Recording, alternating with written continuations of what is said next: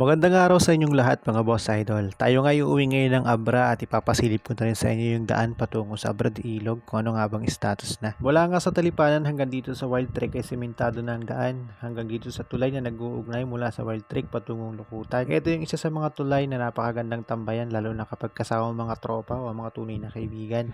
Lalo na kung isa kang nature lover, tama-tama sa yung lugar na to. At paglampas mo nga dito sa tulay na to ay dito na mag-uumpisa yung rough road na daan. Hindi nga madali ang daan kapag di ka masyadong sanay sa ganitong klaseng lugar. Mula nga dito sa Wild Trek hanggang sa may Sitio Lukutan ay rough road ang daan. At madadaanan nyo nga din itong siguro nasa mga higit kumulang 150 meters sa sementadong daan hanggang dito sa may tulay ng Lukutan patungong Yabanan. At paglagpas nyo nga sa tulay na to ay dito nyo na may encounter yung mga ahonin na medyo mahihirap daanan. Ito yung daan na napapanood nyo sa Facebook na mayroong mga 4 wheels na hinihila ng Ford na sasakyan kasi hindi basta makaahon. Medyo matarik nga ang daan na to at talaga namang struggle ka kapag umuulan sa lugar na to. Bukod sa maputik ay nasisira yung daan lalo na kapag nadadaanan ng mga 4 wheels na sasakyan. At isa nga pala ito sa dahilan kung bakit minsan kinakapos yung mga sasakyan lalo na yung mga motorsiklo sa lugar na to. Kasi lumalalim yung lubak, nahihirapang umahon, sumasalambaw yung gulong hanggang sa mabalahaw na ng tuluyan at hindi na nga makaahon. Kailangan pa ng tagatulak o minsan pinakamahirap pag wala kang kasama. Talaga magsasuffer ka, itulak mo mag-isa pataas. At isa pa,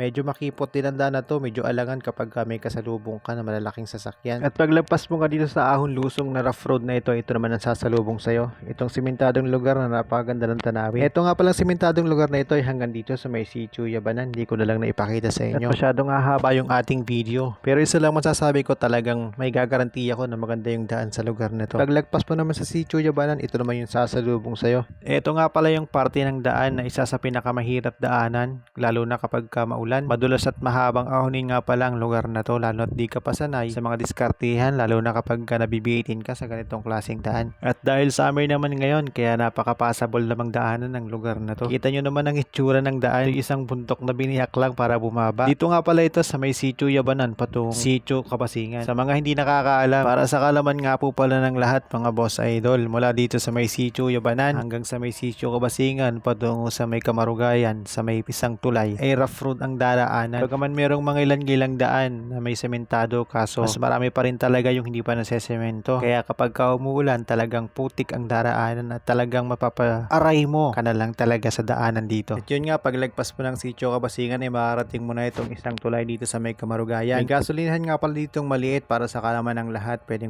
po kayo magpagas dyan kapag kayo magra-ride so pupunta ng Abra de Ilog. Ito nga pala yung tulay na malapit sa may Kalumpit River na dinarayo ng maraming tao, mga lokal man o taga ibang bayan. Napakaganda rin nga pala ng lugar na ito mga boss idol. Pwede kayong magtampisaw at maligo dito sa napakalinis at napakalinaw na tubig. Pero kung gusto niyo ng mas maganda at mas komportableng lugar, pwede naman kayong pumunta dito sa may Kalumpit River. Malapit lang dito, konting ahon na lang. Kung hindi ako nagkakamali mga boss idol, merong kubo at mga tables na pwede nyo upahan sa may Kalumpit River sa halagang 500 pesos lang. Maghapon nyo na yung may enjoy. Paglampas mo nga dito sa tulay na ito mga boss idol, ito may isa pang ahon dito na medyo mahirap-hirap ding ahunin. Bukod sa rough road yung daan ay medyo matarik nga din nga pala itong ahonin na to. At pagkatapos naman ito is mararating nyo naman itong overlooking view dito sa Barangay Udalo. Ito na nga pala mga boss idol yung pinakataas o pinakatuktok ng daan dito sa ating bayan. Napakaganda nga palang tumambay sa lugar na ito mga boss idol. Makikita mo yung kabuuan ng Barangay Udalo at saka ng Sitio Kamurong. Tanaw mo rin ang Sitio Kabasingan, medyo malayo-layo na nga lang. Ito nga palang parting ito mga boss idol ay tinatawag na pulang lupa. Dating nakatiwangwang lamang at pinagtatalian lamang ng mga hayop o pinapaligawan. Yung tipong kung iisipin mo dati parang imposibleng magkaganito. Pero yun nga, posible pala. Parang gusto ko na din talagang maniwala na kapag gusto may paraan. Kapag ayaw ay napakaraming dahilan. Aray mo! Kung mapapansin nyo nga mga boss idol, dito sa video ko ay simentado na itong parte ng daan na to. Ito na nga yung part ng daan na pababa patungo sa Udalo proper mga boss idol. At ang dulo nga pala nito ay yung putol na tulay na ginagawa na isa sa mga sikat na tulay dito sa ating barangay. At para sa kalaman nga din nga pala ng lahat, ongoing construction nga pala itong lugar na ito at minadaanan pa nga tayong kabubuhos lang.